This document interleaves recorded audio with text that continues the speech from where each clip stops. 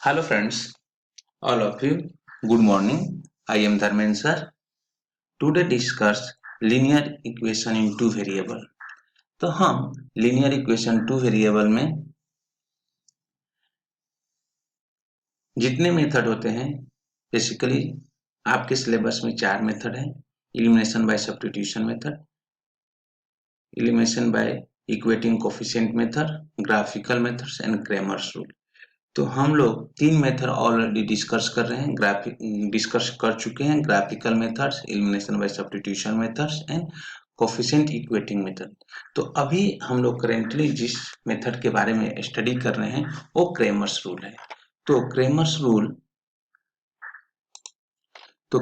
Rule में क्या होता है, हमने क्रेमर्स रूल या क्या बोलते हैं डिटर्मिनेंट मेथड या क्रेमर्स रूल, तो इस सारे कंसेप्ट को हम लोग सीख चुके हैं। इससे related exercise practice set 1.3 discuss कर रहे हैं। उसमें भी हमने क्वेश्चन नंबर जो 3 है, solve the following simultaneous equation using Cramer's rule और मेथड। तो मैंने इसमें क्वेश्चन नंबर 1 एक्सप्लेन कर चुका हूँ। आपको होमवर्क भी दिए थे, मैक्सिमम स्टूडेंट होमवर्क करके दिखाए हैं। और आते हैं हम इसी में क्रेमर्स रूल में क्वेश्चन नंबर 3 के सब क्वेश्चन 6 आज हम एक्सप्लेन कर रहे हैं आपको। ये क्वेश्चन नंबर 6 है। थोड़ा मैंने देखा कि इसमें थोड़ा सा क्वेश्चन थोड़ा सा डिफिकल्ट नहीं है, उसका रीअरेंजमेंट कर लेते तो अच्छा हो जाता, लेकिन हमने इस क्वेश्चन को लिया कि मैक्सिमम स्टूडेंट कर नहीं पाएंगे, इसीलिए मैंने आज क्वेश्चन नंबर 6 एक्सप्लेन करने जा रहा हूँ। ओके, तो आइए क्वेश्चन नंबर 6 है 2x plus 3y equal to 2 और x minus y upon 2 equal to 1 upon 2।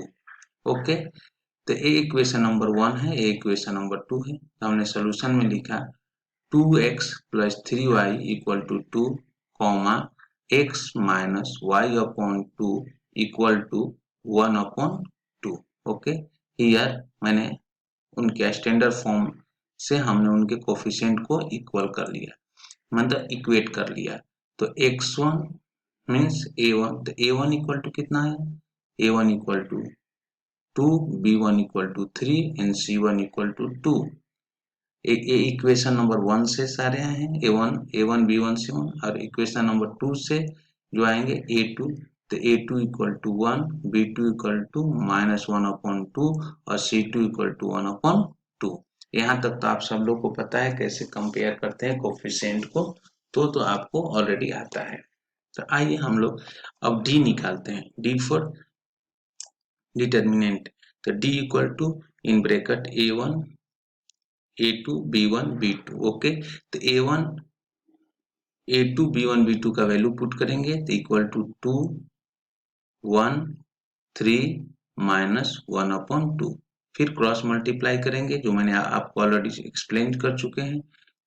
2 into bracket में minus 1 upon 2 bracket close, minus formula के माइनस साइन, इंटू 3 इंटू 1।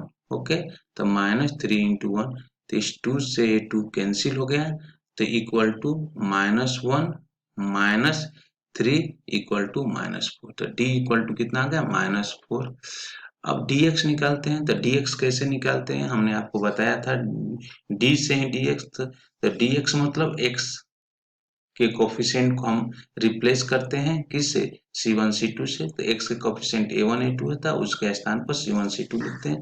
तो c1 c2 b1 b2 equal to 2 1 upon 2 3 minus 1 upon 2।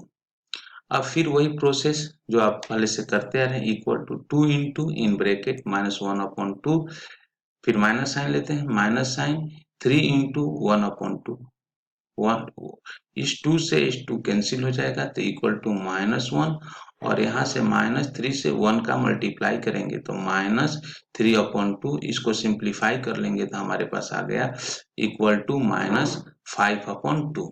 तो हमारे पास dx आ गया। अब हम आते हैं dy निकालते हैं, तो dy इक्वल टू, अब y मीन्स y का कोफिशिएंट को हम रिप्लेस करेंगे C1 C2 से, तो dy equal to A1 A2 C1 C2 equal to A1 A2 का वैल्यू पुट करेंगे तो कितना 2 1 और C1 C2 का तो 2 1 अपॉन 2, फिर क्रॉस मल्टीप्लाई करेंगे, वही अप्रोच लगाएंगे तो 2 into 1 upon 2 minus 2 into 1 2 into 1 equal to इस 2 से A2 कैंसिल हो गया, this 2 cancel out this 2 equal to 1 बचेगा और 2 में 1 का मल्टीप्लाई करेंगे तो माइनस माइनस कितना है 2 1 माइनस 2 इक्वल टू -1। अब हम तो क्या क्या निकाल लिया मैंने, d फाइंड कर लिया, dx फाइंड कर लिया, dy फाइंड कर लिया, हम अब x निकालेंगे तो x इक्वल टू होता है dx अपॉन d, तो dx का वैल्यू पुट करेंगे -5 अपॉन 2 डिवाइडेड बाई -4, इसको सिंप्लीफाई कर लेंगे तो 5 अपॉन 8, तो x इक्वल टू कितना है 5 अपॉन 8 और y निकालेंगे तो y equal to dy upon d, तो dy कितना है dy -1 है और d कितना है -4 है, तो -1 से मीन्स माइनस से minus cancel equal to 1 upon 4, तो x इक्वल टू 5 अपॉन 8 और y इक्वल टू 1 अपॉन 4। तो इस तरह से क्वेश्चन नंबर जो 6 था स्टूडेंट मैंने आपको सॉल्व करके एक्सप्लेन करके मैंने बता दिया। इस क्वेश्चन को आप अपने नोटबुक में लिख लेंगे और इस तरह से प्रैक्टिस सेट क्या था 1.3 कंप्लीट हुआ। अब आइए जो नेक्स्ट मेथड है या नेक्स्ट टॉपिक हम बोल सकते हैं, नेक्स्ट टॉपिक क्या है उसके बारे में हम लोग एक्सप्लेन करेंगे, तो वो है equations reducible to a pair of linear equation in two variables। तो हमें अभी जो मेथड मतलब रिड्यूसिबल एक पेयर ऑफ इक्वेशन को हम कैसे सॉल्व करते हैं उसके बारे में हम लोग स्टडी करेंगे। तो आइए देखते हैं कि reducible pair of linear equation in two variable को कैसे सॉल्व करते हैं। तो आइए स्टडी द फॉलोइंग एग्जाम्पल, हम कुछ एग्जाम्पल लेकर सॉल्व करते हैं। तो एग्जाम्पल नंबर 1 हम लेते हैं। एग्जाम्पल नंबर 1 है 4 upon x plus 5 upon y equal to 7 comma 3 upon x minus 4 upon y equal to 13। ये हमारा इक्वेशन है। इसी इक्वेशन को हम बोलते हैं रिड्यूसिबल फॉर्म। तो इसको हम एक स्टैंडर्ड इक्वेशन में जो लीनियर इक्वेशन का स्टैंडर्ड फॉर्म होता है उसमें हम कन्वर्ट करेंगे। तो आइए हम सॉल्यूशन देखते हैं। सॉल्यूशन हमने लिखा 4 ब्रैकेट में 1 अपॉन x प्लस 5 ब्रैकेट में 1 upon y equal to 7 and equation number 1 assume किया। फिर हमने लिखा 3 ब्रैकेट में 1 अपॉन x माइनस 4 ब्रैकेट में 1 अपॉन y इक्वल टू 13, ये इक्वेशन नंबर 2 हो गया। अब हमने लिखा है कि सब्स्टिट्यूटिंग a 4 1 अपॉन x, तो जहां पर 1 अपॉन x है वो से हम a से रिप्लेस करेंगे और and b 4 1 upon y means 1 upon y की जगह पर हम b लिखेंगे। ओके, तो आइए यहाँ पर इक्वेशन नंबर 1 से 1 अपॉन x को किससे रिप्लेस करेंगे a से, तो 1 अपॉन x कितना है 4a प्लस 1 अपॉन y को किससे रिप्लेस करेंगे b से, तो 5b equal to 7 equation number 3 and 3 1 upon x को a से, तो 3a माइनस 1 अपॉन y को b से, तो minus 4b equal to 13, equation number क्या हो गया 4। ओके, अब हम क्या करते हैं वही सेम प्रोसेस, आपको या तो इसको क्रेमर्स रूल से सॉल्व करना है तो क्रेमर्स रूल से इक्वेशन नंबर 3 या 4 को सॉल्व कर लीजिए, या ग्राफिकल मेथड से या एलिमिनेशन बाय सब्स्टिट्यूशन मेथड से या कोफिशिएंट इक्वेटिंग मेथड से, आप पे डिपेंड है। तो हम इसको कोफिशिएंट इक्वेटिंग मेथड से सॉल्व कर रहा हूँ। तो multiply equation number 3 by 4 and equation number 4 by 5। तो हमने इक्वेशन नंबर 3 में 4 का मल्टीप्लाई किया तो यहाँ 16a plus 20b equal to 21, equation number 5 मैंने जूम कर लिया और इक्वेशन नंबर 4 में हमने 5 का मल्टीप्लाई किया तो ये आपका हो गया मैंने इक्वेशन नंबर 3 में 4 का मल्टीप्लाई किया तो 16, सही तो है, सही मैंने बोला था। अब इक्वेशन नंबर 4 में मैंने 5 का मल्टीप्लाई किया तो 15a हो गया, ऊपर में आया था 16a plus 20b equal to 28, equation number 5 हो गया। और इक्वेशन नंबर 4 में हमने 5 का मल्टीप्लाई किया तो 15a minus 20b equal to 65, equation number 6 हो गया। अब हमने देखा कि यहाँ पर b का कोफिशिएंट इक्वल है 20, दोनों का अपोजिट साइन है, एक प्लस के साइन है, एक माइनस के साइन है, एक कैंसिल आउट हो जाएगा और a के कोफिशिएंट को हम ऐड कर लेंगे, दोनों का प्लस के साइन है, तो ये 20b माइनस 20b कैंसिल हो गया और इनको हमने ऐड किया तो 31a इक्वल टू 28 और 65 को ऐड किया तो ये कितना हो गया 93। तो देयरफॉर a इक्वल टू कितना आया 93/31। तो इसको सिंप्लीफाई किए तो 3, तो a इक्वल टू 3 आया। अब इस a को हम इक्वेशन नंबर 3 या इक्वेशन नंबर 4 में पुट करके हम b निकाल सकते हैं।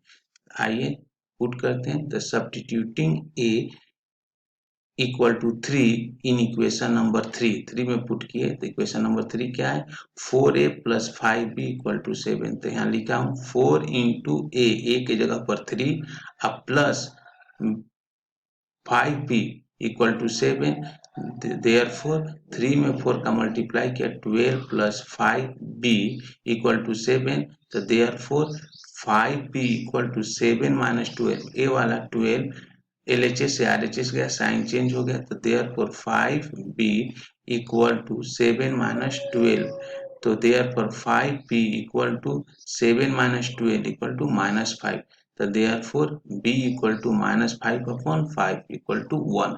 तो हमारा b इक्वल टू -1 आया और a इक्वल टू 3 आया। ओके, अब हमें a एंड b आ गया, लेकिन हमें a एंड b नहीं फाइंड करना है, यहाँ हमें x एंड y फाइंड करना। कोई student a and b find कर लेंगे तो सोचेंगे मेरा सोल्यूशन हो गया, तो ये आपका सोल्यूशन नहीं हुआ, ये तो इनकम्प्लीट सोल्यूशन हुआ। हमारा complete solution x and y find करना है। तो हम x एंड y कैसे फाइंड करेंगे, आइए उसको भी देखते हैं। तो now a equal to 1/x, a equal to 1/x और a क्या है 3, तो यहाँ हमने 3 लिख दिया। तो देयरफॉर a इक्वल टू 1/3 आ गया, तो a equal to therefore a equal to 1/3, b equal to 1/y है और b को किससे रिप्लेस किया -1 से, तो देयरफॉर y इक्वल टू -1। तो इस तरह से हमने आपको रिड्यूसिबल मेथड को कैसे सॉल्व करते हैं मैंने आपको सॉल्व करके बताया। x इक्वल टू 1/3 और y इक्वल टू -1। तो इस तरह से हमने आपको इस मेथड को सॉल्व करने का प्रोसेस हमने बताया। अगर आपको क्वेश्चन ऐसे लिखे हुए देखेंगे तो आप पहले इसको ऐसे अरेंज करेंगे जैसे मैंने अरेंज किया, उसको इक्वेशन नंबर 1 इक्वेशन नंबर 2 के फॉर्म में लिखेंगे, फिर सब्स्टिट्यूट करेंगे a equal to 1/x, b equal to 1/y means 1/x के जगह a पुट करेंगे, 1/y के जगह b पुट करेंगे, फिर आपको यह स्टैंडर्ड फॉर्म में इक्वेशन आ जाएगा। Equation number 3 and equation number 4 यह स्टैंडर्ड फॉर्म में आ जाएगा। और जैसे यह स्टैंडर्ड फॉर्म में आ जाएगा तो आपको हमने 4 मेथड सिखाया हूँ लीनियर इक्वेशन सॉल्व करने के लिए। 4 method linear equation in 2 variable को सॉल्व करने के लिए मैंने 4 मेथड सिखाया हूँ। 4 मेथड से कोई भी एक मेथड से आप यहाँ से a एंड b फाइंड कर लेंगे और जैसे आपका a एंड b आ जाएगा तो फिर आपको क्या कर सकते हैं, आपको a को रिप्लेस कर सकते हैं, तो a इक्वल टू 3 है तो x आ जाएगा, b इक्वल टू -1 है तो y आ जाएगा। तो इस तरह से x एंड y हम फाइंड कर सकते हैं। तो स्टूडेंट्स आपको मैंने क्रेमर्स रूल सिखा दिया, आपको मैंने ग्राफिकल मेथड सिखाया है, इल्यूमिनेशन बाय सब्स्टिट्यूशन मेथड सिखाया है एंड कोफिशिएंट इक्वेटिंग मेथड। तो इस तरह से आपको मैंने ऑलमोस्ट सारे मेथड जो आपके 10th क्लास के सिलेबस में हैं लीनियर इक्वेशन सॉल्व करने के लिए मैं ऑलरेडी सब कुछ एक्सप्लेन कर चुके हैं। एंड आपको रिड्यूसिबल मेथड को भी मैंने बताया हूँ, तो कैसे सॉल्व करना है आप इसे ध्यान से देख लीजिए। हम इसी से रिलेटेड आज आपको होमवर्क देने वाले हैं। तो okay, thank you. Next video में हम लोग इससे रिलेटेड